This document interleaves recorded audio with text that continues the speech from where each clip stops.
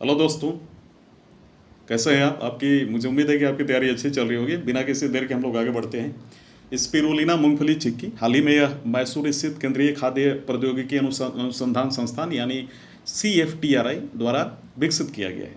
यह इस समय महामारी के दौरान लोगों को सूक्ष्म पोषक तत्व प्रदान कर सकता है और मैं आपको बता दूं कि ये इम्यूनिटी पावर भी इंक्रीज कर सकता है।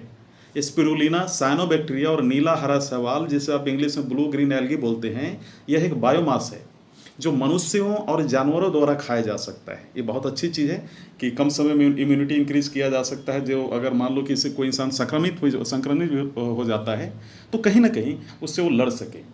कोविड-19 कवच एलिसा हाल ही में इसे national institute of virology Pune द्वारा विकसित किया गया है। यह उपन्यास जो है नोवेल कोरोना वायरस के निदान के लिए भारत का पहला स्वदेशी एंटीबॉडी आधारित एलिसा परीक्षण किट है।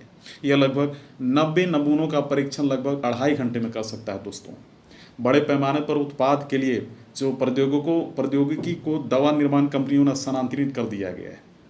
सरकार के द्वारा बोल दिया गया है कि आप उसको बनाएं, जो कंपनियां इससे संबंधित है।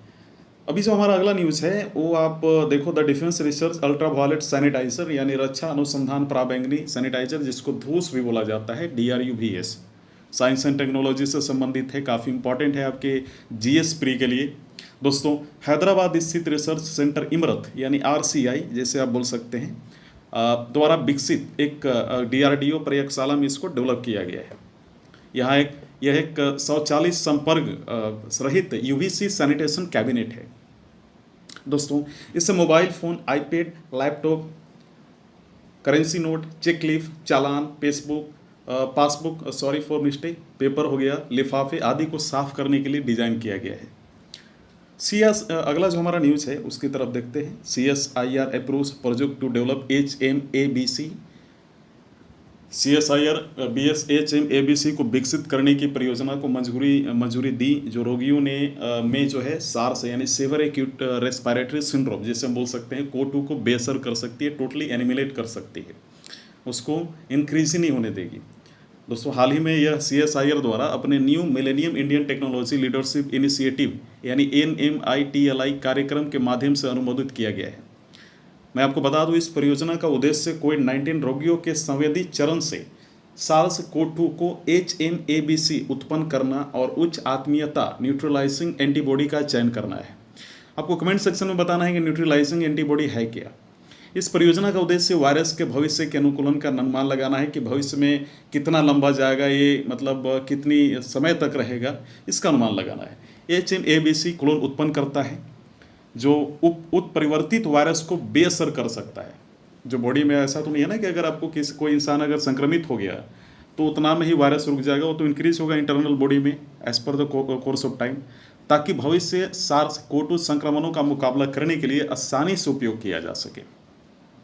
इस परियोजना को national centre for sale science यानी NCCS, IIT इंदौर और प्रीडोमिक्स टेक्नोलॉजी प्राइवेट लिमिटेड है, जो Bharat biotech international limited BBIAL, जिसको आप बोल सकते हैं, के साथ आप ये बोल सकते हैं कि कॉमर्शियलाइजेशन पार्टनर के रूप में इसमें भागीदारी ली गई है।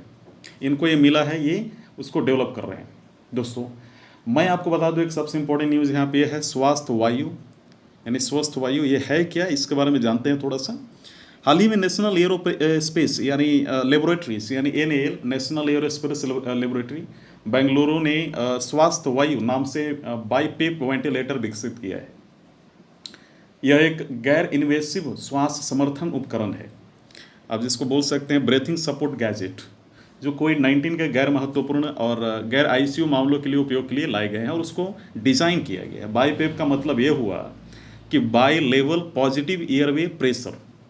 अब आप समझ गए होंगे, यह एक प्रकार का पॉजिटिव प्रेशर वेंटिलेटर है, राइट। एक कहीं ना कहीं एक सपोर्ट करता है किसी इन्फेक्टेड पर्सन को उसकी लाइफ एलाइव करने के लिए।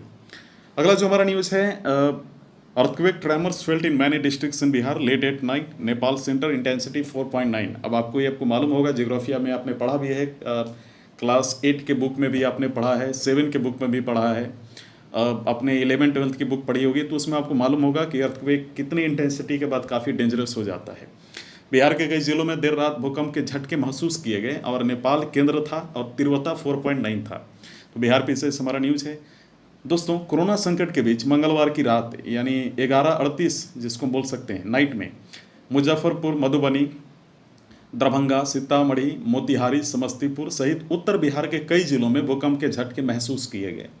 हालांकि फिलहाल जान माल की कोई जो है नुकसान होने की कोई सूचना नहीं है। और रिएक्टर स्केल कर भूमिका जो है उसके द्वारा रिएक्टर स्केल पर भूमिका की जो भूकंप की जो तीव्रता है वो 4.9 आंकी गई है। और भूकंप का केंद्र जमींदार से 10 किलोमीटर यानी जमीन से नीचे बोला जा सकता है, the surface of the earth 10 kilometre नीचे सुंदरवती, नेपाल से 2 किलोमीटर दूर था।